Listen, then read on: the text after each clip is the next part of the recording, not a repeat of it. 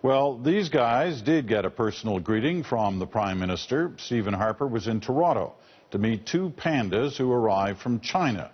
The pair has been sent to live in Canada for at least 10 years. Tangible proof, say many, that relations between the two countries are strong, and given that long-term lease apparently expected to get better. Aaron Saltzman has this story for us tonight. Aaron. Peter, the Prime Minister and China's ambassador to Canada were both on hand to personally greet the pandas as they arrived. Proof that this is far bigger than just two cute bears crossing borders. Get your cameras ready, and looks like Panda Express is about to arrive. The pandas traveled on their own private flight, international jet setters awaited by a crowd of cameras and dignitaries. The special panda delivery crew turned the first of two custom-designed travel carriers as it was being unloaded, so the media could capture the bears' first moments on Canadian soil and their meeting with a beaming Prime Minister.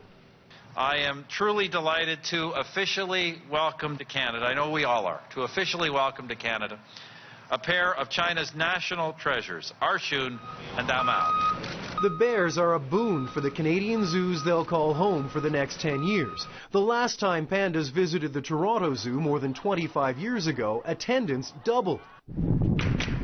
This time, they're renovating a special enclosure here to make sure the bears are comfortable. They're used to the cold, but not the heat. If it gets hot in the summer, we have indoor areas that are all completely air-conditioned. We have misting systems for them outside. We have this big pool, and pandas kind of like to just lounge, just like us, when it's hot in a nice pool. They're planning to increase the cost of admission and expecting a run on merchandise, and they'll need it to offset the reported $8 million cost of the enclosure and $3 million per year in expenses. The value to the Canadian government is far higher.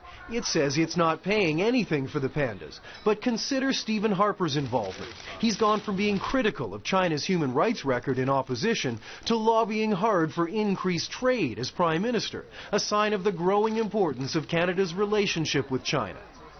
We always imported a lot from China, but now the only country to which we export more goods is the United States. So China has become very important to our way of living, our standard of living. The panda's arrival shows China also understands that. This shows that our people-to-people relationship, people-to-people exchanges has become more and more and strong, and will further promote a better understanding between the people. After their stay in Toronto, the bears will spend another 5 years in Calgary. The great hope, of course, that the pair will breed successfully while in Canada. But any offspring they produce will ultimately be returned to China. Peter? All right, Aaron, thank you. Aaron Saltzman in Toronto. The panda's arrival was a long time coming, about a decade. There were years of intense negotiations between Canadian and Chinese officials. The Toronto Zoo sent a delegation at one point. In 2009, Prime Minister Harper and his then Environment Minister, Jim Prentice, raised the matter with the chair of the National People's Congress in Beijing. At least one zoo board member also credits former Governor General Michaëlle Jean for helping to secure the agreement. She apparently spoke directly to the Chinese president during a state visit in July 2010. The deal was struck later that year.